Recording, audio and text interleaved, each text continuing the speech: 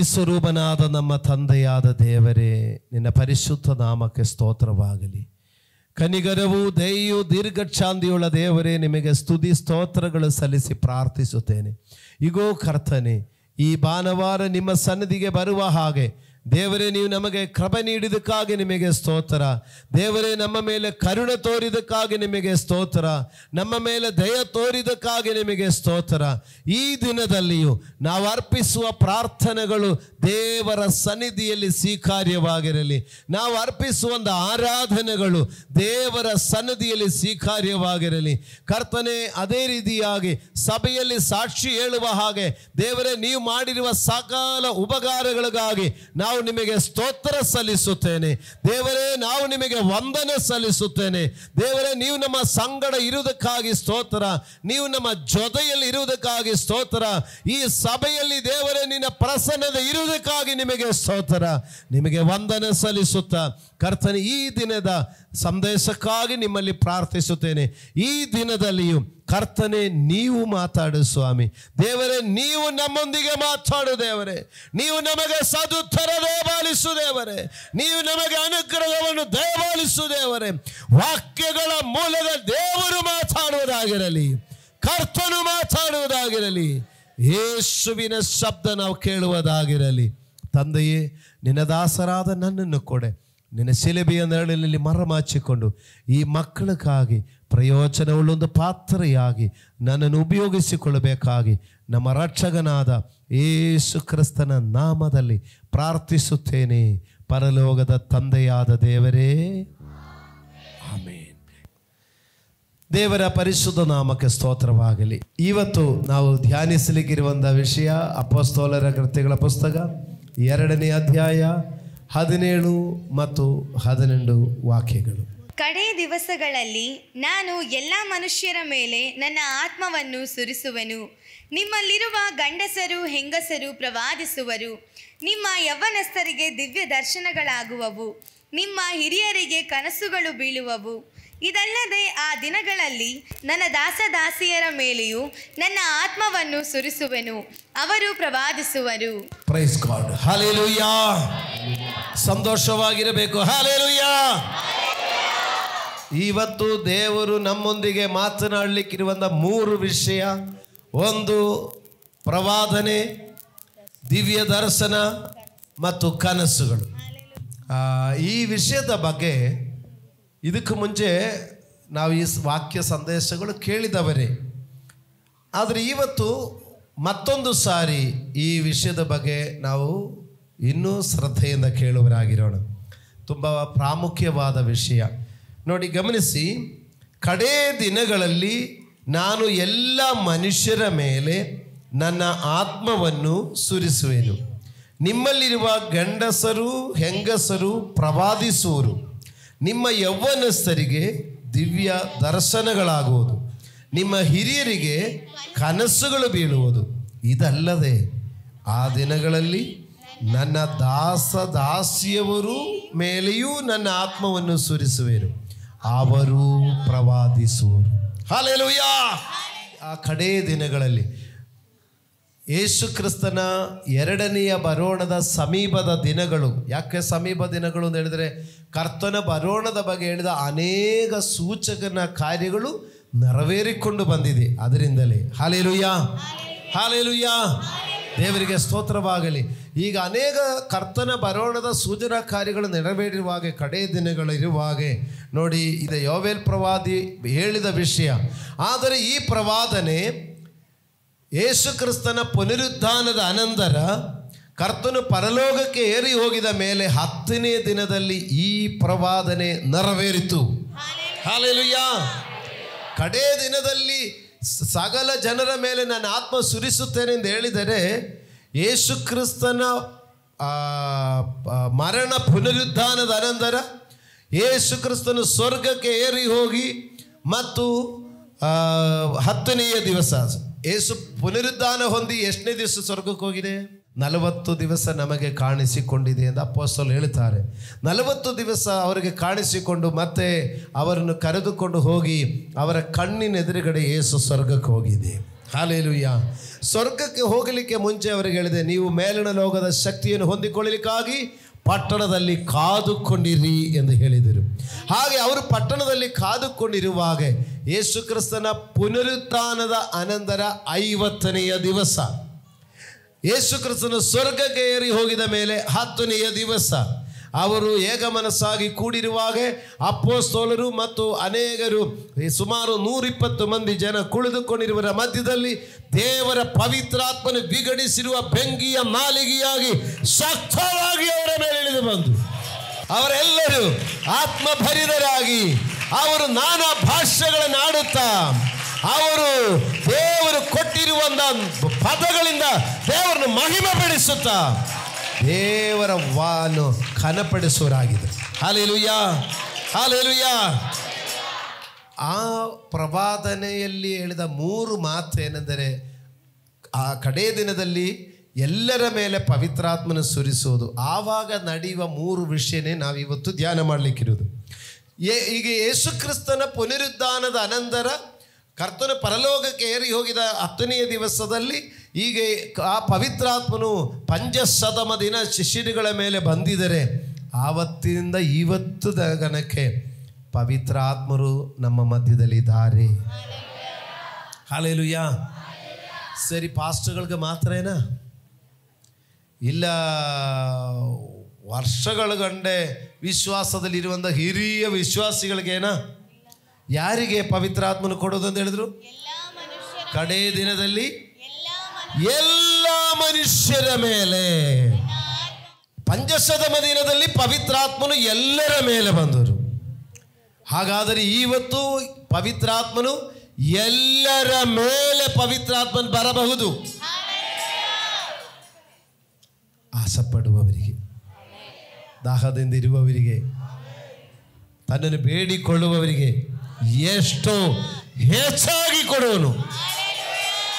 ಎಲ್ಲರ ಮೇಲೆ ಬರುವಾಗ ನೋಡಿ 3 ವಿಷಯಲ್ಲಿ ಹೇಳ್ತಾ ಇದ್ದಾರೆ.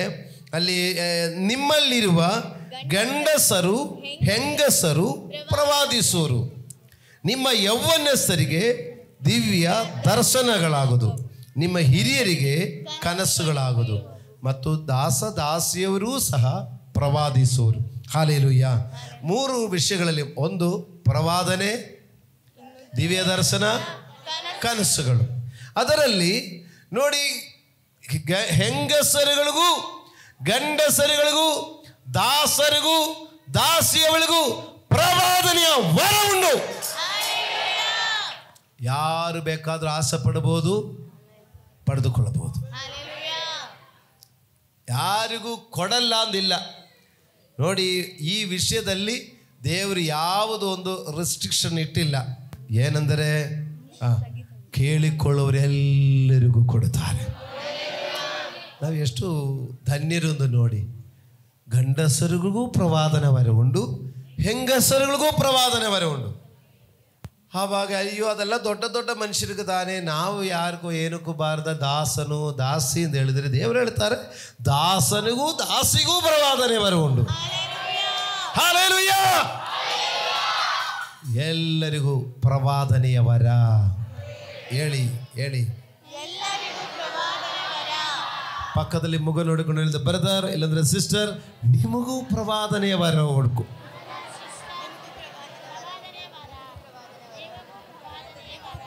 ಎಲ್ಲರಿಗೂ ಪ್ರವಾದನೆ. ಇನ್ನು ಹೇಳ್ತಾ ಇದ್ದಾರೆ, ಯೌವನಸ್ಥರಿಗೆ ದಿವ್ಯ ದರ್ಶನಗಳು. ಯೌವನಸ್ಥ ಮಕ್ಕಳೇ, ನಿಮಗೆ ಒಂದು ಸ್ಪೆಷಲ್ ಗಿಫ್ಟು, ದಿವ್ಯ ದರ್ಶನಗಳು. ಯೌವನಸ್ಥರಿಗೆ ದಿವ್ಯ ದರ್ಶನಗಳು, ವೃದ್ಧರಿಗೆ ಕನಸುಗಳು. ಹಲ್ಲೆಲೂಯಾ. ವೃದ್ಧರಿಗೆ ದರ್ಶನ ನೋಡಲಿಕ್ಕಷ್ಟು ಶಕ್ತವಾಗಿ ಬಲವಾಗಿ ನಿಂದು ದರ್ಶನ ಪಡ್ಕೊಳ್ಳಿಕ್ಕೆ, ಪ್ರಾರ್ಥನೆಯಲ್ಲಿ ಕಾದುಕೊಂಡಿರಲಿಕ್ಕೆ ಅಷ್ಟು ಶಕ್ತಿ ಶರೀರಕ್ಕೆ ಅಷ್ಟು ಬಲ ಸಾಲದಿದ್ದರೆ ನೋಡಿ, ನಿದ್ರೆ ಮಾಡುವಾಗ ನಿದ್ರೆಯಲ್ಲಿ ದೇವರು, ಕನಸುಗಳಲ್ಲಿ ದೇವರು ಮಾತಾಡುತ್ತಾರೆ. Price God. ಹಲ್ಲೆಲೂಯಾ. ಓಕೆ, ಸರಿ, 3 ವಿಷಯದ ಬಗ್ಗೆ ಹೇಳಲಿಕ್ಕೆ ಹೋಗ್ತಾ ಇದ್ದೀನಿ. ಸರಿ ನೋಡಿ, ಪ್ರವಾದನೆ ಏನದು? ಪ್ರವಾದನೆ ಎಂದು ಹೇಳಲಿಕ್ಕೆ ಹೋಗ್ತಾ ಇದೆ. ಪ್ರವಾದನೆ ಯಾರಿಗೆ? ಎಲ್ಲರಿಗೂ ಇರುವಂಥ ಪ್ರವಾದನೆ. ಗಂಡಸರಿಗೂ ಹೆಂಗಸರಿಗೂ ದಾಸರಿಗೂ ದಾಸಿಗೂ ಪ್ರವಾದನೆ. ಪ್ರವಾದನೆ ಏನೆಂಬುದನ್ನು ನೋಡೋಣ. 2 ಪೇತ್ರ 1ನೇ ಅಧ್ಯಾಯ 21ನೇ ವಾಕ್ಯ. ಯಾಕೆಂದರೆ ಯಾವ ಪ್ರವಾದನೆಯು ಎಂದೂ ಮನುಷ್ಯರ ಚಿತ್ತದಿಂದ ಉಂಟಾಗಲಿಲ್ಲ. ಮನುಷ್ಯರು ಪವಿತ್ರಾತ್ಮ ಪ್ರೇರಿತರಾಗಿ ದೇವರಿಂದ ಹೊಂದಿದ್ದನ್ನೇ ಮಾತಾಡಿದರು. Praise the lord. ಹಲ್ಲೆಲೂಯಾ. ಪ್ರವಾದನೆಯ ವರ ಎಂಬುದು ಎಲ್ಲರಿಗೂ ಉಂಟು. ಆದರೆ ಏನು ಪ್ರವಾದನೆ ವರ ಎಂಬುದು? ಆ ಮನುಷ್ಯರು ಪವಿತ್ರಾತ್ಮ ಪ್ರೇರಿತರಾಗಿ ದೇವರಿಂದ ಹೊಂದಿದನ್ನೇ ಮಾತಾಡುವುದು. ಹಲ್ಲೆಲೂಯಾ. ಗಮನಿಸಿ, ನಮ್ಮ ಪೊಸಿಷನ್ ಏನಂತ ಹೇಳ್ತಾ ಇದೆ. ಎಲ್ಲರಿಗೂ ದೇವರ ಪ್ರವಾದನೆಯ ವರ ಕೊಡಲಿಕ್ಕೆ ಇಷ್ಟ ಇದೆ. ಆದರೆ ಏನು ಪ್ರವಾದನೆ? ಸಕಲ ಮನುಷ್ಯರು ಪವಿತ್ರಾತ್ಮ ಪ್ರೇರಿತರಾಗಿ ದೇವರಿಂದ ಹೊಂದಿದನ್ನು ಮನುಷ್ಯರಿಗೆ ಹೇಳುವುದು ಪ್ರವಾದನೆಯಾಗಿದೆ. Praise the lord. ಇದು ಒಳ್ಳೆ ಉದ್ಯೋಗ ಅಲ್ವಾ? ಹೌದಾ ಇಲ್ಲವೇ ಹೇಳಿ? ದೇವರಿಂದ ತಿಳಿದು ಮನುಷ್ಯರಿಗೆ ತಿಳಿಸಿಕೊಡೋದು ಒಂದು ಒಳ್ಳೆ ಕೆಲಸ ಇಲ್ವಾ? ಯಾವುದೋ ಒಂದು ಮನುಷ್ಯನ ಕಡೆಯಿಂದಲ್ಲ, ಯಾವುದೋ ಒಂದು ವ್ಯಕ್ತಿಗಳ ಕಡೆಯಿಂದಲ್ಲ, ಜೀವ ಸ್ವರೂಪನಾದ ದೇವರಿಂದ ತಿಳಿದು ಅದು ಮನುಷ್ಯರಿಗೆ ತಿಳಿಸಿಕೊಡುವಂಥ ಈ ಕೆಲಸ ಎಷ್ಟೋ ಶ್ರೇಷ್ಠವಾದದು. ಹಲ್ಲೆಲೂಯಾ. ಎಲ್ಲ ಮನುಷ್ಯರು ಪ್ರವಾದನೆಯ ವರವನ್ನು ಅಪೇಕ್ಷಿಸಿರಿ. ಎಲ್ಲ ಮನುಷ್ಯರು ಪ್ರವಾದನೆ ವರವನ್ನು ಅಪೇಕ್ಷಿಸಿರಿ.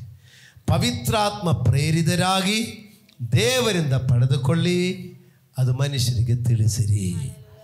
ಹಲ್ಲೆಲೂಯಾ. ಇದೆಲ್ಲರಿಗೂ ದೇವರಿಗೆ ಡ್ಯೂಟಿ ಕೊಡ್ತಾರೆ. ಯಾರು ಬೇಕಾದರೂ ಡ್ಯೂಟಿ ಮಾಡಬಹುದು. ಇಂದವರಿಗೆ ಕೊಡಲ್ಲ ಅಂದಿಲ್ಲ, ಎಲ್ಲರಿಗೂ ಕೊಡ್ತಾರೆ. ಹಲ್ಲೆಲೂಯಾ. ಪ್ರಿಯ ದೇವರ ಮಕ್ಕಳಿರ, ನಾವು ವಿಶ್ವಾಸ ಜೀವನದಲ್ಲಿ ದೇವರೊಂದಿಗಿರುವ ಅನ್ಯೋನ್ಯತೆಯನ್ನು ಮತ್ತಷ್ಟು ನಾವು ಹೆಚ್ಚಿಸಿಕೊಳ್ಳುವಾಗಲೇ ದೇವರ ರಹಸ್ಯ ನಾವು ತಿಳಿದುಕೊಳ್ಳಲಿಕ್ಕೆ ಸಾಧ್ಯ ಆಗೋದು. ಹೀಗೆ ನಾವು ಪ್ರಾರ್ಥನೆಯಲ್ಲಿ ಸಾಮಾನ್ಯವಾಗಿ ನಮ್ಮದೇನೋ ವಿಷಯಗಳೆಲ್ಲ ದೇವರಿಗೆ ಪ್ರಾರ್ಥನೆ ಹೇಳಿಬಿಟ್ಟು, ದೇವರೇ ಕಷ್ಟ ಸಂಕಟ ಎಲ್ಲ ಹೇಳಿ ದೇವರಿಗೆ ಪ್ರಾರ್ಥನೆ ಮಾಡಿ ನಾವು ಬಿಟ್ಟಿರುವಾಗ ನಮಗೆ ಏನು ಪ್ರಾರ್ಥನೆ ಮಾಡಿದೆ ದೇವರು ಉತ್ತರ ಕೊಡ್ತಾರೆ ಅಷ್ಟಕ್ಕೆ ಇರ್ತದೆ. ಆದರೆ ನಿಜವಾಗಿಯೂ ದೇವರ ಮಕ್ಕಳು, ದೇವರ ಭಕ್ತರಾಗಿರುವವರು ಪ್ರತಿಯೊಂದು ಪ್ರಾರ್ಥನೆಯಲ್ಲಿಯೂ ಆ ಪ್ರಾರ್ಥನೆಯಿಂದ ದೇವರು ಏನು ನಮಗೆ ಮಾತನಾಡಿದೆ ಎಂಬುದನ್ನು ಗಮನಿಸಿ ಅದನ್ನು ತಿಳಿದುಕೊಳ್ಳುವಂಥದ್ದು ನಮ್ಮ ಕರ್ತವ್ಯವಾಗಿದೆ. ಹಲ್ಲೆಲೂಯಾ. ನೋಡಿ, ನಾವು ನಮ್ಮ ಪ್ರಾರ್ಥನೆಗಳೇ, ನನ್ನನ್ನು ಸೇರಿಸಿಕೊಂಡು ಹೇಳೋದು, ನಾವು ಗಡಿಬಿಡಿಗಳಲ್ಲಿ ಪ್ರಾರ್ಥನೆ ಮಾಡೋದು ಅಂದರೆ ನಮಗೆ ಸಮಯ ಇಲ್ಲ. ಅಂದರೆ ನಾವು ಪ್ರಾರ್ಥನೆ ಮಾಡಿಬಿಟ್ಟು ಏನು ಪ್ರೇಯರ್ ಮಾಡಿದ್ದೀರಾ? ಹೌದು, ಪ್ರೇಯರ್ ಮಾಡಿದೆ. ಅದರ ನಿಜವಾದ ಪ್ರಾರ್ಥನೆಯಲ್ಲಿ ನಮಗೆ ಉತ್ತರ ಬಂದಿರಬೇಕು. ಹಲ್ಲೆಲೂಯಾ. ಹಲ್ಲೆಲೂಯಾ. ಪ್ರಾರ್ಥನೆ ಎಲ್ಲ ಹೇಳಿ ದೇವರಿಗೆ ಹೇಳಿದೆ. ಈಗ ನಾವು ಒಬ್ಬರಿಗೆ ಫೋನಲ್ಲಿ ಮಾತಾಡ್ತಾ ಇರೋದು ತಿಳ್ಕೊಳ್ಳಿ. ಮಾತಾಡ್ತಾ ಇರುವಾಗ ಹೌದು, ಆಯಿತು, ಸರಿ, ಏನೋ ಒಂದು ರಿಪ್ಲೈ ಕೊಟ್ಟಿಲ್ಲ ಅಂದರೆ ಸ್ವಲ್ಪ ಹೊತ್ತಾದ ಮೇಲೆ ಏನು ಲೈನ್ ಕಟ್ ಆಯ್ತಾ, ಕೇಳಿಸ್ತಾ ಇದೆಯಾ, ನಿಮಗೆ ಕೇಳಿಸ್ತಾ ಇದೆಯಾ ಕೇಳೋದು. ಹೌದೌದು ಕೇಳಿಸ್ತಾ ಇದೆ. ಆದರೆ ಇಷ್ಟು ಸಮಯ ಕೇಳಿಸ್ತಾ ಇದೆ ಅಂತ ಕೇಳಲಿಕ್ಕೆ ಕಾರಣ ಏನು? ರಿಪ್ಲೈ ಬಂದಿಲ್ಲ. ಹಲ್ಲೆಲೂಯಾ. ಅದೇ ಥರ ನಾವು ಪ್ರಾರ್ಥನೆ ಎಲ್ಲ ಮಾಡಿದೆ, ದೇವರು ಕೇಳಿಸ್ಕೊಂಡ್ರೋ ಬಿಟ್ರೋ ಮಾಡಿದ್ರೆ ಗೊತ್ತಿಲ್ಲ ಒಟ್ಟಿಗೆ. ಹಾಗೆ ಅಲ್ಲ, ಪ್ರಾರ್ಥನೆಗಳಲ್ಲಿ ದೇವರಿಂದ ನಾವು ಹೊಂದಿಕೊಳ್ಳಲಿಕ್ಕಾಗಿ ಇರುವಂಥ ಒಂದು ಬೆಳವಣಿಗೆ ನಮಗೆ ಬೇಕಾಗಿದೆ. ನಮ್ಮ ಆತ್ಮದಲ್ಲಿ ಆ ರೀತಿಯಾದ ಬೆಳವಣಿಗೆ ಬೇಕು. ನಾವು ಪ್ರಾರ್ಥಿಸುವುದು, ದೇವರ ಪ್ರಾರ್ಥನೆಯಲ್ಲಿ ನಮ್ಮ ಆತ್ಮದಲ್ಲಿ ಮಾತಾಡೋದು, ಅದು ಪವಿತ್ರಾತ್ಮ ಪ್ರೇರಿತರಾಗಿ ದೇವರಿಂದ ನಾವು ಹೊಂದಿ ಅದು ಮನುಷ್ಯರಿಗೆ ತಿಳಿಸುವುದು. ಹಲ್ಲೆಲೂಯಾ. ದೇವರಿಗೆ ಸ್ತೋತ್ರವಾಗಲಿ. ಪ್ರಿಯರೇ, ಈ ಒಂದು ಆಸೆ ನಮಗೆ ಬೇಕು. ನಾವು ನಮ್ಮ ಕಷ್ಟ ತೀರಬೇಕು, ಜೀವನ ಚೆನ್ನಾಗಿರಬೇಕು, ಕೆಲಸ ಸಿಕ್ಕಬೇಕು, ಮತ್ತು ಪೆಂಡಿಂಗ್ ಆಗಿರೋ ದುಡ್ಡೆಲ್ಲ ಬರಬೇಕು, ಜಾಗ ತಗೊಳ್ಬೇಕು, ಇಷ್ಟೆಲ್ಲ ಹೇಳಿಬಿಡಬಾರ್ದು. ಇದೆಲ್ಲ ಎಲ್ಲ ಪ್ರಾರ್ಥನೆಗಳಲ್ಲಿಯೂ ದೇವರೇ, ನಾನು ಮಾಡುವ ಪ್ರಾರ್ಥನೆಗಳಲ್ಲಿ ನೀ ನನ್ನೊಂದಿಗೆ ಮಾತಾಡುವ ಸ್ವರ ನಾನು ಕೇಳಬೇಕು. ನಾನು ಸುಮ್ಮನೆ ಪ್ರೇಯರ್ ಮಾಡಿಕೊಂಡು ಹೋಗಿದರೆ ಸಾಲದು. ದೇವರೇ, ನನ್ನ ಪ್ರಾರ್ಥನೆಗೆ ಪವಿತ್ರಾತ್ಮ ಪ್ರೇರಿತವಾಗಿ ದೇವರು ಏನು ಮಾತಾಡುತ್ತಾರೆಂದು ನಾನು ಗ್ರಹಿಸಿಕೊಳ್ಳುವಂಥ ಕೃಪೆ ನನಗೆ ಬೇಕು. ಎಷ್ಟು ಜನ ಬಯಸ್ತೀರಾ? ಪ್ರವಾದನೆ ಅವರು ಫ್ರೀಯಾಗಿಯೂ ಕೊಡ್ತಾರೆ, ಎಲ್ಲರಿಗೂ ಕೊಡ್ತಾರೆ. ಆದರೆ ಎಷ್ಟು ಜನರಿಗೆ ಬೇಕು? ಹಲ್ಲೆಲೂಯ. ಎಲ್ಲರೂ ಪ್ರವಾದನೆ ವರವ ದೇವರಿಂದ ಪವಿತ್ರಾತ್ಮ ಪ್ರೇರಿತರಾಗಿ ದೇವರಿಂದ ಹೊಂದಿ ಮನುಷ್ಯರಿಗೆ ಹೇಳೋದು ಒಂದು. ಎರಡನೇದಾಗಿ ಹೇಳ್ತಾ ಇದ್ದಾರೆ ಪ್ರವಾದನೆ ಎಂಬುದು 1 ಪೇತ್ರ 1:10 ನೋಡೋಣ. 1 ಪೇತ್ರ 1:10. ದೇವರು ನಿಮಗೆ ತೋರಿಸಿರುವ ಕೃಪೆಯನ್ನು ಕುರಿತು ಮುಂತಿಳಿಸಿದ ಪ್ರವಾದಿಗಳು ಈ ರಕ್ಷಣೆಯ ವಿಷಯದಲ್ಲಿ ಸೂಕ್ಷ್ಮವಾಗಿ ವಿಚಾರಿಸಿ ಪರಿಶೋಧನೆ ಮಾಡಿದರು. ಪ್ರವಾದನೆ ಎಂಬುದು ಏನೆಂಬುದು ನಾವು ತಿಳ್ಕೊಳ್ತಾ ಇದೆ. ಒಂದು, ಪ್ರವಾದನೆ ಎಂಬುದು ಪವಿತ್ರಾತ್ಮ ಪ್ರೇರಿತರಾಗಿ ದೇವರಿಂದ ಹೊಂದಿ ಮನುಷ್ಯರಿಗೆ ತಿಳಿಸುವುದು. ಎರಡನೇದು ಪ್ರವಾದನೆ ಎಂದ್ರದು ನೋಡಿ, ದೇವರಿಂದ ಹೊಂದಿದನ್ನು ಮುಂತಿಳಿಸುವುದು ಪ್ರವಾದನೆಯಾಗಿದೆ. ಪ್ರವಾದನೆ ಎಂಬುದು ಏನು? ಬರಬೇಕಾದ ಕಾರ್ಯ ಮುಂತಿಳಿಸುವುದು, ಮುಂಚಿತವಾಗಿ ತಿಳಿಸಿಕೊಡೋದು ಪ್ರವಾದನೆಯಾಗಿದೆ. Praise the Lord. ಹಲ್ಲೆಲೂಯಾ. ಒಂದು ಬರಕಾಲ ಬರಲಿಕ್ಕಿದೆ ಎಂಬುದು ನೋಡಿ, ಪ್ರವಾದನೆಯಾಗಿ ಪ್ರವಾದಿಗಳು ನುಡಿಯುವಾಗ ಜನ ಎಚ್ಚೆತ್ತುಕೊಂಡು, ಓ, ಈ ಬರಕಾಲವನ್ನು ಎದುರಿಸಲಿಕ್ಕೆ ನಾವು ಯಾವ ಸಿದ್ಧತೆ ಮಾಡಬೇಕೆಂಬುದನ್ನು ತಿಳ್ಕೊಳ್ಳಿಕ್ಕೆ ಸಾಧ್ಯ ಆಗುತ್ತದೆ. ಹಲ್ಲೆಲೂಯಾ. ಒಂದು ಜೀವನದಲ್ಲಿ ಒಂದು ಸಮಸ್ಯೆ ನಮಗೆ ಬರಲಿಕ್ಕಿದೆ ಎಂಬುದನ್ನು ಮುಂತಿಳಿಸುವಾಗ ಅದಕ್ಕೆ ಸಿದ್ಧರಾಗಲಿಕ್ಕೆ ಸಾಧ್ಯ ಆಗುತ್ತದೆ. ಮಾತ್ರವಲ್ಲ, ಮುಂದೆ ಏನು ಆಗಬೇಕಾಗಿದೆ ಎಂಬುದನ್ನು ಮುಂದೆ ತಿಳಿಸಿದರೆ ಅದಕ್ಕೆ ಬೇಕಾದ ಸಿದ್ಧತೆ ಮಾಡಿಕೊಳ್ಳಿಕ್ಕೆ ಸಾಧ್ಯವಾಗುತ್ತದೆ. Hallelujah, hallelujah. ಇಂದ ಪ್ರವಾದನೆ ಒಂದು, ದೇವರಿಂದ ಹೊಂದಿದ್ದು ಮನುಷ್ಯರಿಗೆ ಹೇಳೋದು. ಎರಡನೇದು, ಬರಬೇಕಾದದನ್ನು ಮುಂತಿಳಿಸುವುದು. ಹಲ್ಲೆಲೂಯಾ. ಈ ಉದ್ಯೋಗ ಒಳ್ಳೆ ಉದ್ಯೋಗ ತಾನೇ, ನಮಗೂ ತಿಳಿಸ್ಬೋದು, ಇನ್ನೊಬ್ಬರಿಗೂ ತಿಳಿಸ್ಬೋದಲ್ಲ. ಮಕ್ಕಳಿಗೆ ಹೇಳೋದು, ಮಕ್ಕಳೇ ಜಾಗ್ರತೆ, ನಾಳೆ ನಿಮ್ಮ ಜೀವನದಲ್ಲಿ ನೋಡಿ ಕಷ್ಟಗಳು ನಷ್ಟಗಳು ಬರದಿರಲಿಕ್ಕಾಗಿ ನೋಡಿ ನಿಮ್ಮ ಜೀವನವನ್ನು ನೀವು ಸಿದ್ಧಪಡಿಸಿಕೊಂಡು ಹೇಳುವುದು ಪ್ರವಾದನೆ. ಆವಾಗ ನಾಳೆ ಅಳದಿರಲಿಕ್ಕೆ ಇವತ್ತು ಅಳುವುದು ಒಳ್ಳೆಯದು. ಹಲ್ಲೆಲೂಯಾ. ಪ್ರವಾದನೆ ಕೆಲದು ದಂಡಿಸುವುದು ಇರುತ್ತದೆ. ಈಗ ನಾತಾನ್ ಪ್ರವಾದಿ ಹೋಗಿ ದಾವೀದನ ಮುಂದೆ ನಿಂತುಕೊಂಡು ಹೇಳುತ್ತಾನೆ, ಆ ಮನುಷ್ಯನು ನೀನೇ ಎಂದು ಹೇಳಿದೆ. ಅವನು ಮಾಡಿದ ತಪ್ಪಿನ ಬಗ್ಗೆ ಅವನ ಮುಖ ನೋಡಿ ಮಾತಾಡಿದೆ. ಯಾರು? ನಾತಾನೆಂಬ ಪ್ರವಾದಿ ದಾವೀದೆಂಬ ರಾಜನ ಮುಂದೆ. ದಾವೀದ ರಾಜನ ಏನು ಮಾಡಿಕೊಂಡಿದ್ದಾನೆ? ಅವನ ಸೊಂಡೆಯಲ್ಲಿ ಕತ್ತಿ ಕಟ್ಟಿಕೊಂಡವನು. ಕತ್ತಿ ಎತ್ತಿ ಬೀಸಿದರೆ ಪ್ರವಾದಿಯ ತಲೆ ಫುಟ್ಬಾಲ್ ಥರ ಅಲ್ಲಿ ಉರುಳುತ್ತದೆ. ಆದರೆ ದಾವೀದ ರಾಜನು ಏನು ಮಾಡಿದ ಗೊತ್ತಾ? ನಾನು ಮಾಡಿದ ಪಾಪದ ಬಗ್ಗೆ ಈ ಪ್ರವಾದಿ ಬಂದು ತಿಳಿದು ಹೇಳಿದಿರಲ್ಲ, ಅವನ ದೇವರ ಸನ್ನಿಧಿಯಲ್ಲಿ ಹೋಗಿ ಅಡ್ಡ ಬಿದ್ದು ಅವನು 51ನೇ ಕೀರ್ತನೆ ಬರೆದಿರೋದು. ಏನಂದ? ಪ್ರೀತಿ ಸ್ವರೂಪನಾದ ದೇವರೇ, ನನ್ನನ್ನು ಕರುಣಿಸು, ಕರುಣಾನಿಧಿಯೇ, ನನ್ನ ದ್ರೋಹವೆಲ್ಲ ಅಳಿಸಿಬಿಡು, ನಾನು ಪಾಪಿ ಎಂದು ನಾನೇ ಒಪ್ಪಿಕೊಳ್ಳುತ್ತೇನೆ. ಹಲ್ಲೆಲೂಯಾ. ನೋಡಿ, ಪ್ರವಾದಿ ಮುಂತಿಳಿಸುವುದು. ನಾಳೆ ಪಾಪದ ಫಲವಾದ ಕಠಿಣವಾದ ಪರಿಸ್ಥಿತಿಗೆ ಹೋಗದಿರಲಿಕ್ಕೆ ಪ್ರವಾದಿಗಳು ಪ್ರವಾದಿಸುವುದು, ಅದು ಮುಂತಿಳಿಸುವುದು. ಮುಂದಿಳಿಸುವಾಗ ಎಚ್ಚೆತ್ತುಕೊಂಡ್ರೆ ನೀವು ಎಸ್ಕೇಪ್ ಆಗಿದೆ ಎಂದು ಅರ್ಥ. ಆದರೆ ಮುಂದಿಳಿಸುವಾಗ ಅದಕ್ಕೆ ರೋಷ ಮಾಡಿಕೊಂಡು ಅದಕ್ಕೆ ಕೋಪ ಮಾಡಿಕೊಂಡು ಹೋದರೆ ನಾಳೆ ದೇವರು ಹೇಳೋದು ಹೇಳಿದೆ, ದೇವರು ತಿಳಿಸೋದು ತಿಳಿಸಿದೆ, ದೇವರು ಎಚ್ಚೆತ್ತುಕೊಳ್ಳಿಕ್ಕೆ ಮತ್ತು ಗಮನ ಸೆಳೆದು ಮಾಡಿದೆ, ಮತ್ತು ಇನ್ನು ದೇವ್ರದ್ದು ತಪ್ಪಲ್ಲ. Hallelujah, hallelujah. ಅರ್ಥ ಆಗ್ತಾ ಇದೆಯಾ? ಸರಿ, ನಿಮಗೆ ಬೇಕಾ ಈ ಪ್ರವಾದನೆ ಉದ್ಯೋಗ ಬೇಕಾ? ನೋಡಿ, ಪ್ರವಾದನೆ ಉದ್ಯೋಗ ಒಂದು, ಪವಿತ್ರಾತ್ಮ ಪ್ರೇರಿತರಾಗಿ ದೇವರಿಂದ ಹೊಂದಿ ಮನುಷ್ಯರಿಗೆ ಹೇಳೋದು ಒಂದು. ಎರಡು, ಬರಬೇಕಾದ ವಿಷಯಗಳನ್ನು ಮುಂದಿಳಿಸುವುದು. ಸರಿ, ಮತ್ತೆ ಇನ್ನೊಂದು ಏನೆಂದರೆ ಯಾಕೋಬ ಅಪೊಸ್ತಲನ ಪತ್ರಿಕೆ 5:10, ಬಾಧೆಯನ್ನು ತಾಳ್ಮೆಯಿಂದ ಸಹಿಸಿಕೊಳ್ಳುವ ವಿಷಯದಲ್ಲಿ ಕರ್ತನ ಹೆಸರಿನಿಂದ ಮಾತಾಡಿದ ಪ್ರವಾದಿಗಳನ್ನೇ ಮಾದರಿ ಮಾಡಿಕೊಳ್ಳಿರಿ. Price the lord. ನೋಡಿ, ಕರ್ತನ ಹೆಸರಿನಲ್ಲಿ ಮಾತಾಡಿಕೊಂಡಿರುವ ಪ್ರವಾದಿಗಳನ್ನೇ ಮಾದರಿ ಮಾಡಿಕೊಳ್ಳಿರಿ. ಅಂದ್ರೆ ಪ್ರವಾದನೆಯಿಂದ ಹೇಳಿಬಿಟ್ಟು ಮನಸ್ಸಕ್ಕೆ ತೋಚಿದಲ್ಲ ಹೋಗಿ ಹೇಳಬಾರ್ದು. ನಾನು ಪಾಸ್ಟ್ ಹೇಳಿದೆ, ಗಂಡಸರು ಪ್ರವಾದಿಸಬಹುದು, ಹೆಂಗಸರು ಪ್ರವಾದಿಸಬಹುದು, ದಾಸನು ಪ್ರವಾದಿಸಬಹುದು, ದಾಸಿ ಪ್ರವಾದಿಸಬಹುದು ಅಂತ ಪಾಸ್ಟ್ ಹೇಳಿದ್ದಾರೆ. ಅದಕ್ಕೆ ನಾನು ಪ್ರವಾದನೆ ಹೇಳ್ತಾ ಇದ್ದೀನಿ ಅಂತ ಹೇಳಿಬಿಟ್ಟು ನಿಮ್ಮ ಮನಸ್ಸಕ್ಕೆ ತೋಚಿದ ಹೋಗಿ ಇನ್ನೊಬ್ಬರಿಗೆ ಹೇಳಬಾರ್ದಂದೆ. ಮತ್ತೆ ಹಿಂಗೆ ಹೇಳಬೇಕು, ಕರ್ತನ ಹೆಸರಿನಲ್ಲಿ ಕರ್ತನಿಂದ ಹೊಂದಿದೆ ಹೇಳಬೇಕು. ಪ್ರವಾದನೆ ವರ ಸ್ವಲ್ಪ ಸೂಕ್ಷ್ಮವಾಗಿ ಹ್ಯಾಂಡಲ್ ಮಾಡಬೇಕು. ಹಲ್ಲೆಲೂಯ. ಪ್ರವಾದನೆ ಎಂಬುದು ಅವರವರ ಮನಸ್ಸಿಗೆ ಬಂದಿದ್ದನ್ನೇ ಹೇಳುವುದು ಆಗಿರಬಾರದು. ಮತ್ತೆ ಕರ್ತನ ಹೆಸರಿನಲ್ಲಿ ಕರ್ತನಿಂದ ಹೊಂದಿ ಪವಿತ್ರಾತ್ಮ ಪ್ರೇರಿತವಾಗಿ ಮಾತನಾಡೋದಾಗಿರಬೇಕು. ಹಾಗಾದರೆ ನೀವು ಪ್ರಾರ್ಥಿಸುವಾಗ ದೇವರೇ, ಸಾಮುವೇಲ್ ಪ್ರವಾದಿ ಅಲ್ಲಿ ಏಲಿ ಪುರೋಹಿತನ ಮನೆಯಲ್ಲಿರುವಾಗ ಅಲ್ಲಿ ದೇವರು ಮಾತಾಡಿದೆ. ಅವನಿಗೆ ಗೊತ್ತಾಗಿಲ್ಲ. ಸಾಮುವೇಲಿಂದ ಕರೆದರು, ಅವನಿಗೆ ಗೊತ್ತಾಗಿಲ್ಲ. ಆವಾಗ ಏಲಿ ಪುರೋಹಿತನ ಹತ್ರ ಹೋಗಿ ಕೇಳ್ತಾನೆ, ಯಜಮಾನರೇ ನನ್ನನ್ನು ಕರೆದಿದ್ದೀರಾ ಅಂತ ಕೇಳಿದ್ರು.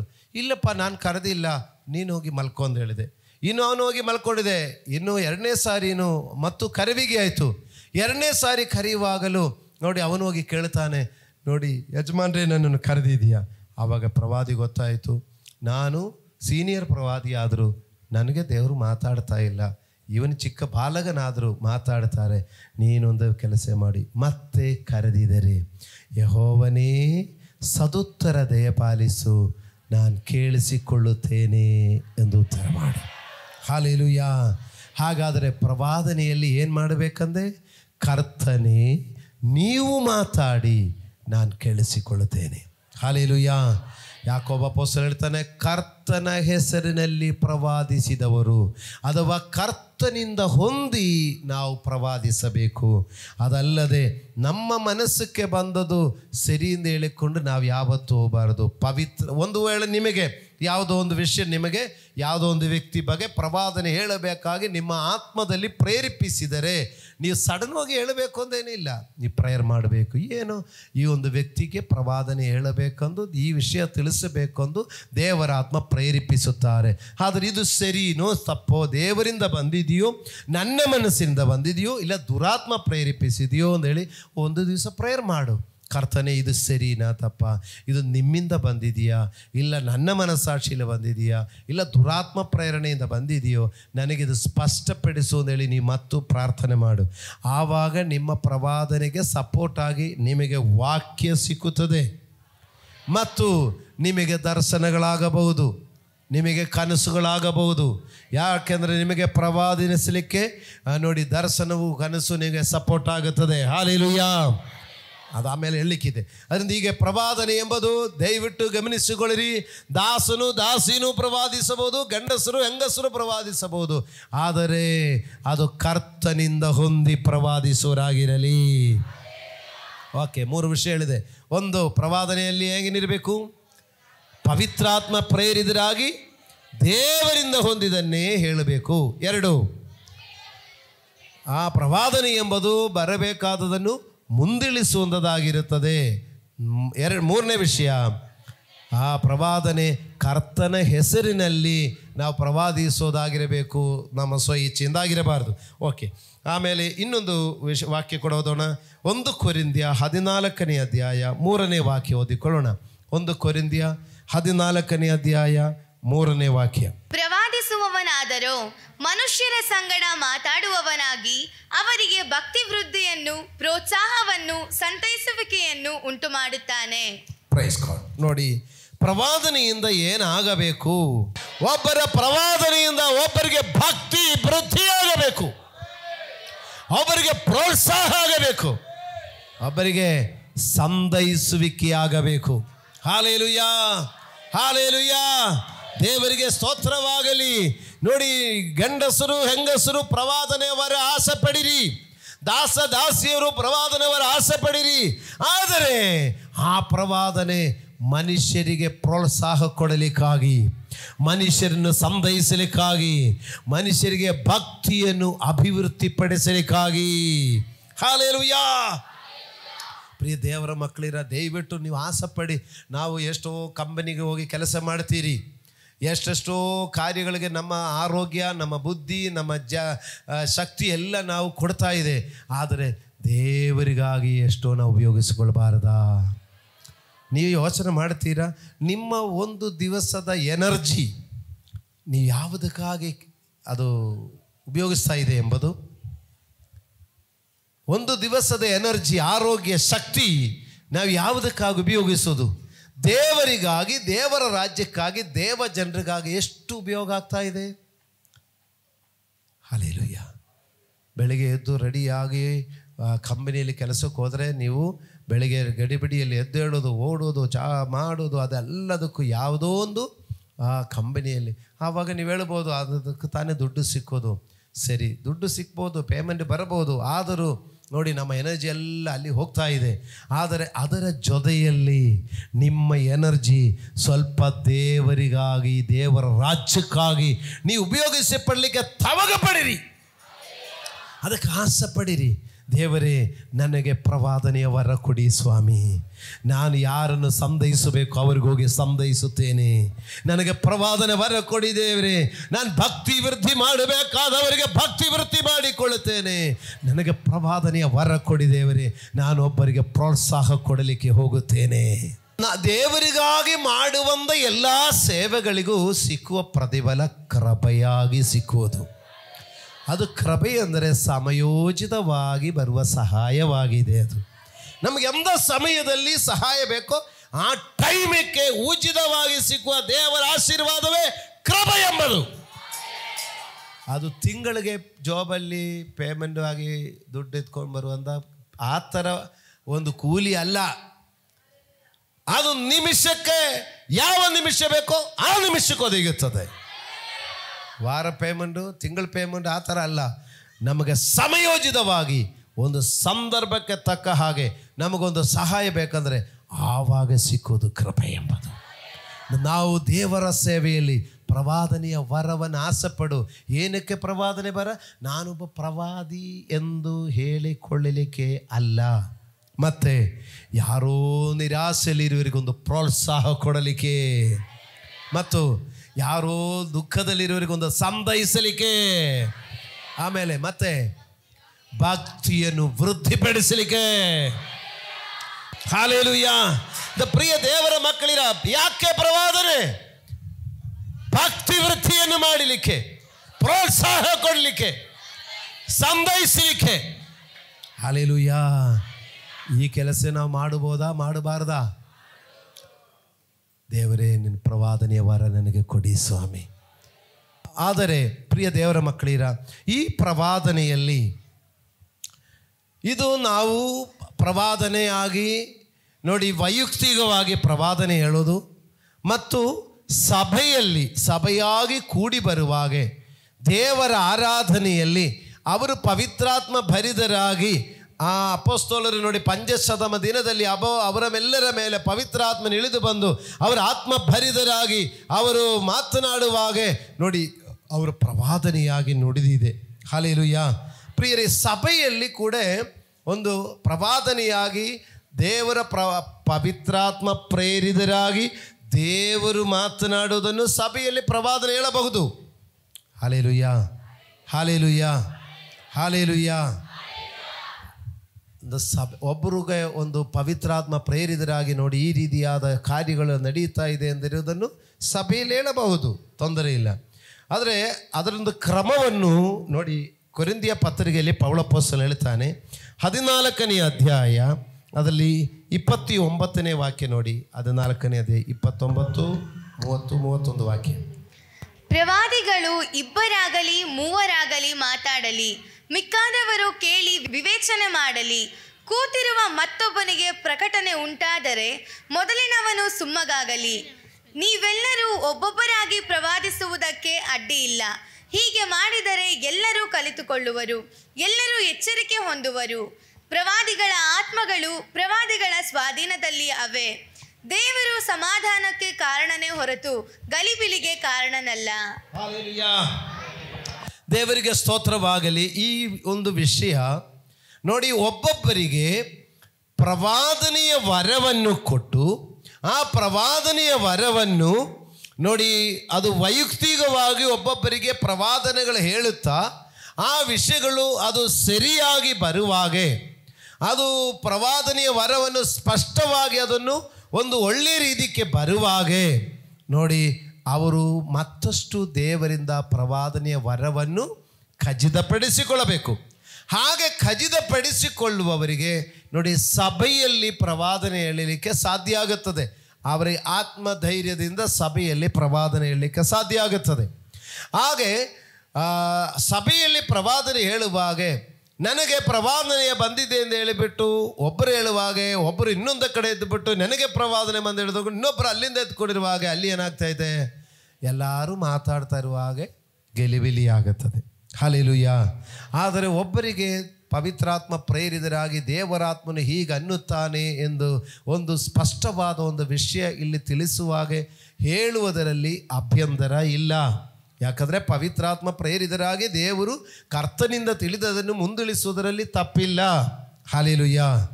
ಆದರೆ ಒಬ್ಬರಾಗಲಿ ಇಬ್ಬರಾಗಲಿ ಮಾತಾಡಬಹುದು, ಆದರೆ ಎಲ್ಲರೂ ಗಲಿಬಿಲಿ ಮಾಡಬಾರದಂದೆ. ಹಲ್ಲೆಲೂಯಾ. ಹಾಗಾದರೆ ಈಗ ನಮ್ಮ ಸಭೆಯಲ್ಲಿ ಪ್ರವಾದಿಗಳು ಬೇಕಾ ಬೇಡವಾ? ಯಾರು ಅದಕ್ಕೆ ಸೆಲೆಕ್ಟ್ ಮಾಡೋದು? ಅದಕ್ಕೆ ಏನಾದರೂ ರೆಸ್ಯೂಮ್ ತಗೊಳ್ಳೋದಾ? ನಿಮ್ಮಲ್ಲಿರುವ ಗಂಡಸರು, ಹೆಂಗಸರು, ದಾಸರು, ದಾಸಿಯರು ಪ್ರವಾದಿಸಬಹುದು. ಅದಕ್ಕೆ ಅರ್ಥ ಏನು? ಪ್ರತಿಯೊಬ್ಬರು ದೇವರೇ ನನಗೂ ಅಂದ ವರ ಕೊಡಿ ಎಂದು ಕೇಳುವವರಾಗಿರಲಿ. ಇವತ್ತಿನ ಸಂದೇಶದ ಉದ್ದೇಶ ಏನೆಂದರೆ ನಿಮ್ಮನ್ನು ಆತ್ಮೀಯವಾಗಿ ಇನ್ನೊಂದು ಸ್ಟೆಪ್ ಮುಂದೆ ನಡೆಸಲಿಕ್ಕಾಗಿಯೇ. ನಾನೀಗ ಹೇಳಿದ ವಿಷಯಗಳಲ್ಲಿ ಇದುವರೆಗೂ ಯಾವುದು ನಿಮಗೆ ದೊಡ್ಡ ಒಂದು ಆಶೀರ್ವಾದ ಬರುವುದ ಬಗ್ಗೆ ಅಲ್ಲ ನಾನು ಹೇಳಿರೋದು. ನಾನು ಈಗ ಹೇಳೋದು ನಿಮ್ಮ ಆತ್ಮೀಗ ಲೆವೆಲ್ ಮೇಲೆ ಬರೋದು ಬಗ್ಗೆ ಹೇಳ್ತಾ ಇದೆ. ಆತ್ಮೀಯವಾದ ರೇಂಜ್ ಮೇಲೆ ಬರುವಾಗ ಭೌತಿಕವಾಗಿದು ಬಂದೇ ಬರುತ್ತದೆ. ನಾವು ಚರ್ಚ್ಗೆ ಬರೋದು ಹೋಗೋದು, ಚರ್ಚ್ಗೆ ಬರೋದು ಹೋಗೋದು, ಏನೋ ಎಲ್ಲ ಪ್ರಾರ್ಥನೆ ಮಾಡೋದು, ಕೆಲದು ಸಿಕ್ಕಿತು ಕೆಲದು ಸಿಕ್ಕಿಲ್ಲ. ಈ ಥರ ಒಂದು ಕೆಳಮಟ್ಟದಲ್ಲಿರುವ ವಿಶ್ವಾಸಿಯಾಗಿ ನಾವು ಇರಬಾರದು. ನಾವು ವಿಶ್ವಾಸದಲ್ಲಿ ಮೇಲೆ ಬಂದು ದೇವರಿಂದ ಕಲಿದು ದೇವರಿಂದ ತಿಳಿದು ದೇವರೊಟ್ಟಿಗೆ ಜೀವಿಸುವ ಉತ್ತಮ ಭಕ್ತರಾಗಬೇಕು. ಅದೇ ಕ್ರೈಸ್ತವ ಜೀವನ ಎಂಬುದು. ಅದಕ್ಕೆ ಈ ವಾಕ್ಯಗಳು ಹೇಳಿಕೊಡೋದು ನಿಮಗೆ. ನನಗೆ ನೀವು 7ರಷ್ಟು ಆಶೀರ್ವಾದ 100ರಷ್ಟು ಆಶೀರ್ವಾದ ಅಂತ ನಾನು ನಿಮ್ಗೆ ಹೇಳಿ ನೀವು ತುಂಬ ಚಪ್ಪಾಳೆ ಹೊಡೆದು ನೀವೆಲ್ಲ ಸ್ವಲ್ಪ ಎಲ್ಲ ಕುಡಿದಾಡಿ ಎಲ್ಲ ಮಾಡ್ಬೋದು. ಆದರೆ ಅದು ಶಾಶ್ವತವಾಗಿರಲ್ಲ. ಶಾಶ್ವತವಾಗಿ ಇರಲಿಕ್ಕಿರುವ ಆತ್ಮೀಕ ಬೆಳವಣಿಗೆಗೆ ನಾನು ನಿಮಗೆ ಹೇಳ್ತಾ ಇದ್ದೀನಿ. ನೀವು ಪವಿತ್ರಾತ್ಮ ಪ್ರೇರಿತರಾಗಿ ದೇವರಿಂದ ಹೊಂದಿ ಮನುಷ್ಯರೊಂದಿಗೆ ಮಾತನಾಡಲಿಕ್ಕಿರುವ ವರವನ್ನು ಬಯಸಿದರೆ ನೀವು ಆತ್ಮೀಕವಾಗಿಯೂ ಭೌತಿಕವಾಗಿಯೂ ನಿಷ್ಫಲರಾಗುವುದಿಲ್ಲ. Hallelujah, hallelujah. ಗಮನಿಸಿ ನೋಡಿ, ನಮ್ಮ ಆತ್ಮೀಕವಾದ ಲೆವೆಲ್ ಚೇಂಜ್ ಮೇಲೆ ಬರಬೇಕಾ ಬೇಡವಾ? ನೀವು ಹೇಳಿ. ಇಲ್ಲ, ಯಾವಾಗಲೂ ಕಷ್ಟ, ಯಾವಾಗಲೂ ಕಣ್ಣೀರು. ಇವತ್ತು ಹೇಳುವ ವಚನದ ಸಂದೇಶ ಏನಂದರೆ ನಿಮ್ಮನ್ನು ಆತ್ಮೀಯವಾದ ಲೆವೆಲ್ ಚೇಂಜ್ ಆಗಬೇಕು. ನಾನು ಇನ್ನೂ ವರ್ಷಗಟ್ಟಲೆ ಸಭೆಗೆ ಬರ್ತಾ ಇದ್ದೀನಿ, ವರ್ಷಗಳಾಗಿದೆ ಸಭೆಯಲ್ಲಿ ನಾನು ವಿಶ್ವಾಸದಿಂದ ಹೇಳ್ತಾ ಇದ್ದೀನಿ. ಆದರೆ ಆ ಪವಿತ್ರಾತ್ಮನ ಕಾರ್ಯಗಳು ನನ್ನಲ್ಲಿ ಆಗುತ್ತಾ ಇಲ್ಲದಿದ್ದರೆ ನಾನು ಇನ್ನೂ LKGಯಲ್ಲಿ ಇದೆಯಾ ಎಂಬುದು ಪರಿಶೋಧಿಸಿಕೊಂಡು, ಇಲ್ಲ ನನಗೆ ಯು ಪಿ ಸ್ಕೂಲು ಮತ್ತು ಹೈಸ್ಕೂಲು PUC ಡಿಗ್ರಿ ನಾನು ಮೇಲೆ ಬರಬೇಕು. ಇವತ್ತು ಹೇಳೋದು ಪ್ರವಾದನೆ ಬಗ್ಗೆ ಮಾತ್ರ ಹೇಳೋದು ಬರೋದು. ದರ್ಶನ ಕನಸು ನೆಕ್ಸ್ಟ್ ವಾರ ಹೇಳ್ತೀನಿ. ಈಗ ಪ್ರವಾದನೆ ಬಗ್ಗೆ ಹೇಳಿ ನಾನು ಮುಗಿಸ್ತೇನೆ. ನೋಡಿ, ಪ್ರವಾದನೆಯ ವರ ಯಾರ್ಯಾರಿಗೆ? ಎಲ್ಲ ಮನುಷ್ಯರಿಗೂ. ಒಂದು ಸಾರಿ ಬಿಡಿ, ಯಾರ್ಯಾರಿಗೆ? ಎಲ್ಲ ಮನುಷ್ಯರಲ್ಲಿ ಯಾರ್ಯಾರಿದ್ದಾರೆ? ಗಂಡಸರಿಗೂ ಹೆಂಗಸರಿಗೂ, ದಾಸರಿಗೂ ದಾಸಿಯರಿಗೂ, ಎಲ್ಲರಿಗೂ ಪ್ರವಾದನೆ ವರ. ನೀವು ಕೇಳು, ಕರ್ತನೆ ಇಷ್ಟು ವರ್ಷಗಳಾಗಿದೆ, ನನ್ನನ್ನು ಉಪಯೋಗಿಸಪ್ಪ, ನಿನಗಾಗಿ ಉಪಯೋಗಿಸಪ್ಪ. ಸಹೋದರಿಯವರೇ, ಎಷ್ಟೋ ಸಾಂಬಾರುಗಳು ತರವಾದದ್ದು ಟೇಸ್ಟು ನೋಡಿ, ವೆರೈಟಿ ಮಾಡಿಕೊಟ್ಟು ನಿಮಗೆ ಸುಖ ಸಿಗ್ತಾ ಇದೆಯಾ? ಅದರ ಅಪ್ಪನ ಸೇವೆನೂ ಸ್ವಲ್ಪ ಮಾಡಿರಿ. ಅದಕ್ಕೆ ಗಂಡನ ಕೊಡಬೇಡ ಅಂತ ನಾನು ಹೇಳ್ತಾ ಇಲ್ಲ. ನೀವು ಸಾಂಬಾರು ಮಾಡಿ ಕೊಡಬೇಡ ಅಂತ ಹೇಳಿ ಫಾಸ್ಟ್ ಇವತ್ತು ಹೇಳಿದೆ, ನಾನು ಪ್ರವಾದನೆ ವರಕ್ಕಾಗಿ ಕಾಯ್ತಾ ಇದ್ದೀನಿ ರೀ, ಈಗ ಉಪವಾಸ ಮಾಡಿಕೊಡ್ರಿ ಅಂತ ಹೇಳಿಕೊಂಡು ಆಮೇಲೆ ತಗಲಾರದು ಮಾಡಲಿಕ್ಕೆ ಹೋಗಬೇಡ. ಅವ್ರಿಗೂ ಮಾಡಿ ಕೊಡಿ, ಆಮೇಲೆ ಕೇಳಿ, ದೇವರೇ ಈ ಅಡಿಗೆ ಮನೆಯಲ್ಲಿ ನನ್ನ ಆಯುಸ್ಸು ಮುಗಿದೋಗಬಾರದು, ನನಗೆ ಪ್ರವಾದನೆಯ ವರ ಕೊಡಿ, ನನಗೆ ದಿವ್ಯ ದರ್ಶನಗಳಾಗಬೇಕು, ನನಗೆ ಕನಸುಗಳಲ್ಲಿ ಮಾತಾಡಬೇಕು. ದೇವರೇ, ಆತ್ಮೀಯವಾಗಿ ಆ ಪವಿತ್ರಾತ್ಮನ ಅಭಿಷೇಕದಲ್ಲಿ ನಾನು ಬೆಳೆಯಬೇಕು. ಹಲ್ಲೆಲೂಯಾ. ಸಹೋದರರೇ, ನಾವು ಹಿಂಗಿದ್ದರೆ ಸಾಕ? ನಾವು ಪ್ರವಾದನೆಯ ವರವನ್ನು ಕೇಳು. ದೇವರ ಸನ್ನದಿಯಲ್ಲಿ ಕುಳಿದುಕೊಂಡು ಪ್ರಾರ್ಥಿಸುವಾಗ ದೇವರು ನಮಗೆ ಮಾತಾಡಬೇಕು. ನೋಡಿ, ಈ ವಿಷಯದ ಬಗ್ಗೆ ಇದೊಂದು ಉತ್ತರ, ಈ ವಿಷಯದ ಬಗ್ಗೆ ಇದೇ ಒಂದು ಆನ್ಸರು. ಇದು ಪವಿತ್ರಾತ್ಮನಿಂದ ಪಡೆದುಕೊಂಡು ಅದಕ್ಕೆ ಮುಂದೆ ಸಾಗಬೇಕು. Hallelujah, hallelujah, hallelujah. ಪ್ರವಾದನೆ ದೇವರು ಹೃದಯದಲ್ಲಿ ಮಾತಾಡೋದು. Hallelujah, hallelujah. ಪ್ರವಾದನೆ ಮಾತಾಡೋದು ಕಿವಿಯಲ್ಲಿಯೂ ಕೇಳಬಹುದು. ಹಲ್ಲೆಲೂಯಾ. ದರ್ಶನ ಬೇರೆ, ಕನಸು ಬೇರೆ. ಅದು ನೆಕ್ಸ್ಟ್ ವಾರ ಹೇಳ್ತೀನಿ. ಆದರೆ ಇವತ್ತು ಪ್ರವಾದನೆ ನೋಡಿ, ನಾವು ನಮ್ಮ ಸೂಕ್ಷ್ಮವಾದ ಪ್ರಾರ್ಥನೆಯಲ್ಲಿ ದೇವರೊಂದಿಗೆ ಇರುವಾಗ ದೇವರಾತ್ಮನು ನಮ್ಮ ಹೃದಯದಲ್ಲಿ ಮಾತಾಡು. ಆವಾಗ ದೇವರಾತ್ಮನು ಹೃದಯದಲ್ಲಿ ಮಾತಾಡೋದು ನಾವು ತಿಳಿಸು, ಅದು ಪ್ರವಾದನೆ. ಹಲ್ಲೆಲೂಯಾ. ಈ ಪ್ರವಾದನೆಗೆ ನಾವು ತಿಳಿಸಲಿಕ್ಕೆ ನಮಗೆ ಸಪೋರ್ಟ್ ಆಗಿ ಬರುವುದು ಕನಸು ಮತ್ತು ದರ್ಶನ. ದರ್ಶನ ಪಡೆದುಕೊಂಡು ಪ್ರವಾದನೆ ಹೇಳಬಹುದು. ಮತ್ತು ದೇವರು ಆತ್ಮದಲ್ಲಿ ಮಾತಾಡಿ, ಅಂದರೆ ಆತ್ಮದಲ್ಲಿ ದೇವರ ಸ್ವರ ಕೇಳಿ ನಾವು ಪ್ರವಾದನೆ ಹೇಳಬಹುದು. ಮತ್ತು ವಾಕ್ಯಗಳೇ ನಮಗೆ ದೇವರು ತೋರಿಸಿಕೊಡ್ತಾರೆ. ಆ ವಾಕ್ಯ ತೋರಿಸಿ, ವಾಕ್ಯ ನಮಗೆ ದೇವರು ತೋರಿಸಿಕೊಡ್ತಾರೆ. ಈ ವಾಕ್ಯ ನೋಡಿ, ನಿನಗಾಗಿರೋದು ಒಂದು, ಈ ರೀತಿಯಲ್ಲೂ ದೇವರು ಪ್ರವಾದನೆ ನಮಗೆ ಕೊಡುವನಾಗಿರುತ್ತಾನೆ. Hallelujah, hallelujah, hallelujah. ದೇವರಿಗೆ ಸ್ತೋತ್ರವಾಗಲಿ. ಈ ಪ್ರವಾದನೆಯ ವರ ನಾವೆಲ್ಲರೂ ಬಯಸಿದರೆ ಅದು ಅವರವರ ಜೀವನಕ್ಕೆ ಮತ್ತು ಎಲ್ಲ ಮನುಷ್ಯರಿಗೂ ಉಪಯೋಗ ಆಗುತ್ತೆ. ಪ್ರೋತ್ಸಾಹಕ್ಕೆ, ಭಕ್ತಿವೃತ್ತಿಗೆ, ಸಂದೈಸಲಿಕ್ಕೆ, ಅವ್ರನ್ನು ಉತ್ಸಾಹಪಡಿಸಲಿಕ್ಕೆ. ಪ್ರಕಾಶ್ ಬ್ರದರ್ದು ಫ್ಯಾಮಿಲಿ, ಮಕ್ಕಳಿಲ್ಲದೆ 3 ವರ್ಷ, ಮದುವೆಯಾಗಿ ಮಕ್ಕಳಿಂದ 3 ವರ್ಷ ಆಯಿತು. ಒಂದು ದಿವಸ ಒಂದು ಮಗು ಹುಟ್ಟಿದ, ಒಂದು ಮಗುಗೆ ಕೆಲವೇ ತಿಂಗಳುಗಳಾಗಿರೋ ಒಂದು ಮಗುವನ್ನು ತೆಗೆದುಕೊಂಡು ಇಲ್ಲಿ ಬಂದು ಪ್ರಾರ್ಥನೆ ಮಾಡಲಿಕ್ಕೆ ಬಂದು, ಆ ಮಗುಗೆ ಪ್ರಾರ್ಥನೆ ಮಾಡಲಿಕ್ಕೆ ತಂದೆ ತಾಯಿಯವರು ಮುಂದೆ ಬಂದು ಪ್ರೇಯರ್ ಮಾಡಿ ಆ ಮಗುವನ್ನು ಪ್ರತಿಷ್ಠೆ ಮಾಡಲಿಕ್ಕೆ ಪ್ರೇಯರ್ ಮಾಡಿದ ಮೇಲೆ ಪ್ರಕಾಶ್ ಬ್ರದರ್ ಮುಖ ನೋಡುವಾಗ ನನ್ನ ಆತ್ಮದಲ್ಲಿ ನನಗೆ ಬಂದಿತ್ತು. ಬೇಗ ನನ್ನ ಮನಸ್ಸಿನಲ್ಲಿ ಬಂದದು, ಯೇಸು ಸ್ವಾಮಿಯನ್ನು ಚಿಕ್ಕ ಬಾಲಕನಾಗಿರುವಾಗ ದೇವಾಲಯದಲ್ಲಿ ತೆಗೆದುಕೊಂಡು ಬರುವಾಗ ಅಲ್ಲಿ ಶೀಮೋನೆಂಬ ವೃದ್ಧನಾದ ಒಬ್ಬ ಪ್ರವಾದಿಯಲ್ಲಿದ್ದರು. ಅವರ ಆ ಮಗುವನ್ನು ಕೈಗಳಲ್ಲಿ ಎತ್ತಿಕೊಂಡೊಂದು ಮಾತು ಹೇಳಿದರು, ಇಸ್ರಾಯೇಲಿಗೆ ಬರಬೇಕಾದ ರಕ್ಷಕನನ್ನು ನನ್ನ ಕಣ್ಣಾಲೆ ಕಾಣಬಂದ ಭಾಗ್ಯ ನನಗೆ ಎಲ್ಲಿಂದ ಬಂದಿತ್ತು ಎಂದು ಹೇಳಿದರು. ನನಗೆ ಈ ವಾಕ್ಯವು ಬ್ರದರ್ದು ಮಗವು ಬರುವಾಗ ನಾನು ಆ ತಂದೆ ತಾಯಿಯವರಿಗೆ ಕೇಳಲಿಲ್ಲ. ಅವರು ಪ್ರತಿಷ್ಠೆ ಮಾಡಲಿಕ್ಕೆ, ಪ್ರೇಯರ್ ಮಾಡಲಿಕ್ಕೆ ನನ್ನ ಕೈಯಲ್ಲಿ ಅವ್ರು ಪ್ರೇಯರ್ ಮಾಡಿದ ಮೇಲೆ ಆ ಮಗು ನಾನೇ ಎತ್ಕೊಂಡ್ಬಿಟ್ರು. ಅವರ ಪರ್ಮಿಷನ್ಗಳಿಲ್ಲ. ಆ ಮಗುವನ್ನು ತೆಗೆದು ಪ್ರಗಾಸ್ಪುರದ ಮುಂದೆ ಕರೆದು ಆ ಮಗುವನ್ನು ಕೈಯಲ್ಲಿ ಕೊಟ್ಟು ಹೇಳಿದೆ, ಬರುವ ವರ್ಷ ಈ ಸಮಯದಲ್ಲಿ ನಿಮ್ಮ ಸ್ವಂತ ಮಗುವನ್ನು ಕೈಗಳಲ್ಲಿ ಒಗಿಸಿಕೊಳ್ಳುವಿದ್ದಾರೆ. ಪ್ರವಾದನೆಯಲ್ಲಿ ಹುಟ್ಟಿದ ಮಗನಿವನು.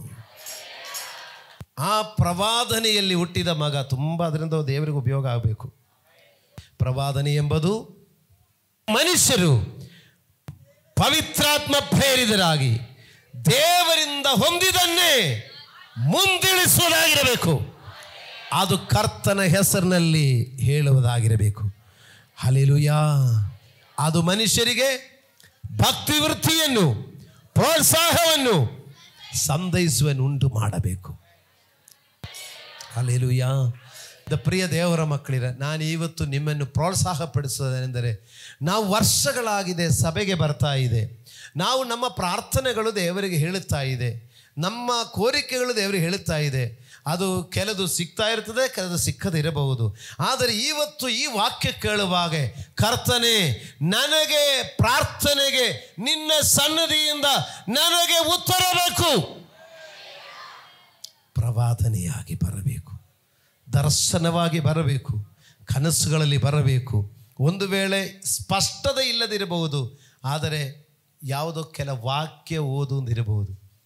ಫಿಲಿಪ್ಪಿಯ 4:19 ಅಷ್ಟೇ ಒಂದು ಶಬ್ದ ಕೇಳಿಸಿಕೊಂಡಿರುತ್ತದೆ. ಅದೇನೆಂದ ನಮ್ಗೆ ಗೊತ್ತಿರಲ್ಲ. ಓದಿ ತೆಗೆದು ನೋಡುವಾಗ ಹೇಳುತ್ತೆ, ನನ್ನ ದೇವರು ಕ್ರಿಸ್ತ ಯೇಸುವಿನ ಮೂಲಕ ತನ್ನ ಪ್ರಭಾವದ ಐಶ್ವರ್ಯಕ್ಕೆ ತಕ್ಕ ಹಾಗೆ ನಿನ್ನ ಪ್ರತಿಯೊಂದು ಕೊರತೆಯನ್ನು ನೀಗಿಸುವನು. ಇದೇ ನಿನ್ನ ಆನ್ಸರ್ ಆಗಿರಬಹುದು. ಹಲ್ಲೆಲೂಯಾ. ಈ ರೇಂಜಕ್ಕೆ ನಮ್ಮ ಆತ್ಮ ಸಿದ್ಧಪಡಿಸಿಕೊಂಡು ಬರಬೇಕು. ಇದೇ ಇವತ್ತಿನ ಸಂದೇಶದ ಉದ್ದೇಶ. ಹಲ್ಲೆಲೂಯಾ.